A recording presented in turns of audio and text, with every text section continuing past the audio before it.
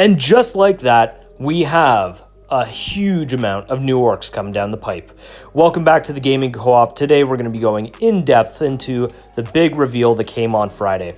We got a ton of new information, but I'm going to let you hear it from the man himself, Stu Black. Beast Snaggers are orcs that hunt kind of vehicles, monsters. They travel the galaxy looking for the biggest, toughest things that they can fight. So with the launch of the Beast Snaggers, it is a new kind of subculture of orcs. It works across all of the different clans. So I've added some to my Goth army. Straight from Stu himself, we now have an idea of what to expect in the Orc Codex and how Beast Snaggers will impact how you, me, and all the aspiring war bosses make lists. In my opinion, this is starting to sound very similar to the Drakari Codex. The real space raids allow them to take witches, covens, and cabals in separate detachments and not suffer massive CP or special ability negatives. So what I think we'll be seeing in the Orc Codex is an ability to take multiple clans in separate detachments in order to gain the most from each one. For orcs, we saw this with buggies. When a unit with the Speed Freaks keyword was included in an Evil Sun's detachment, they gained an additional move, advance, and charge bonus.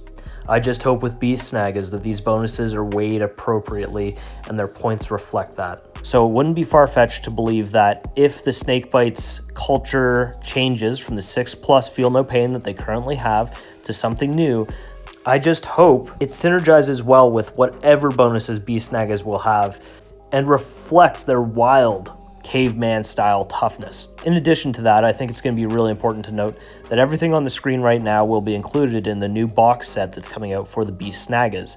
That includes a limited edition codex, a knob on Squig, 3 Squig riders, and 20 boys.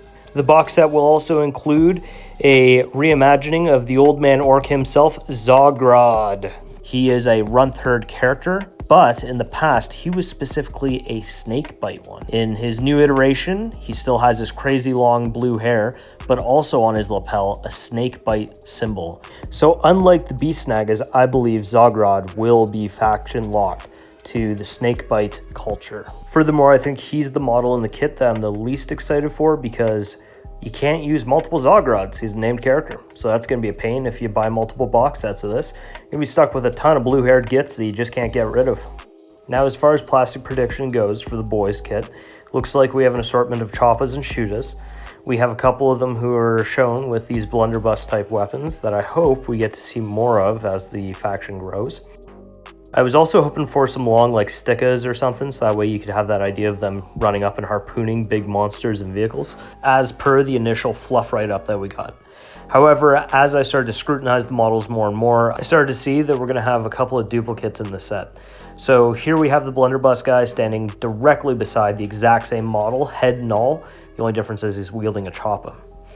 This has got me a little nervous because looking at the design and the way that the Beast Snaggers on Squigs are set up, it doesn't look like they're going to be very customizable outside of using a ton of green stuff.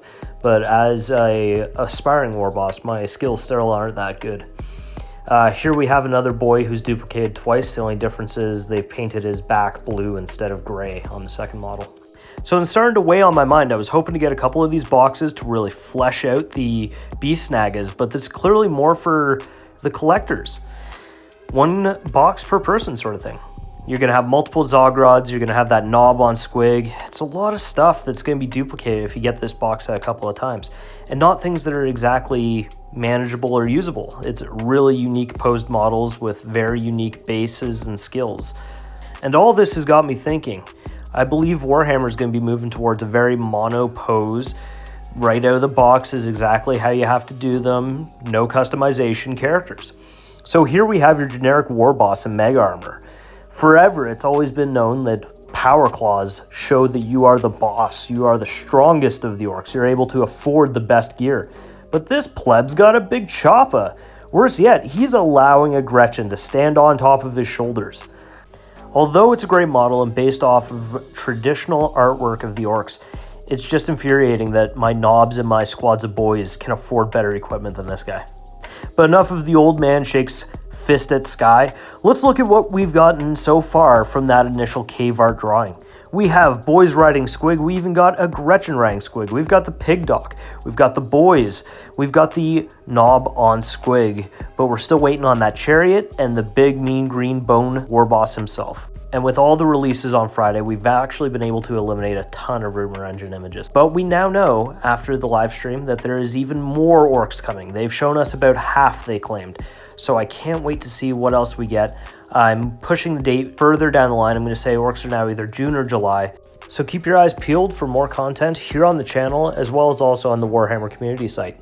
And let me know in the comment section below, are you hyped? Are you ready for Snaggas? Or are you a little lukewarm on it? I'm curious. Tell me your thoughts. So if you like what we're doing here on the channel, hit like and subscribe, follow along on all our social medias, and we'll be back with more content for all the aspiring orc war bosses.